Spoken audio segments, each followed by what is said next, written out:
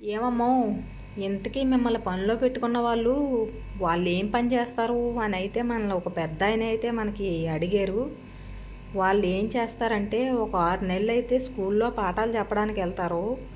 ఒక 6 నెలలు ఏమో ఇంట్లో చెక్కుల మీద సంతకాలు పెడతారు, మా బుర్రలు తింటారు. అదేనండి, సంవత్సరంలో 6 నెలలు గట్టిగా స్కూళ్ళు ఉంటాయి, 6 నెలలు గట్టిగా స్కూళ్ళు ఉండవు.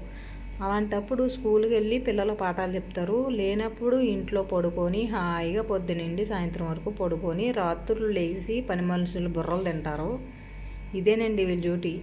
ఈ కువైట్లో ఉన్న ప్రతి ఇంట్లోని ఒక ఇంట్లో పోలీసు ఒక టీచరు కంపల్సరీ ఉంటారండి. ఒక్కొక్కరే కాదు, ఒక్కొక్క ఇంట్లో 2 ముగ్గురేసి కూడా ఉంటారు.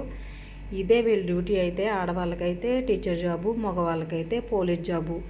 ఈ 2 జాబులు తప్ప ఇంక వేరే జాబ్ అయితే చేయరండి. ఇదే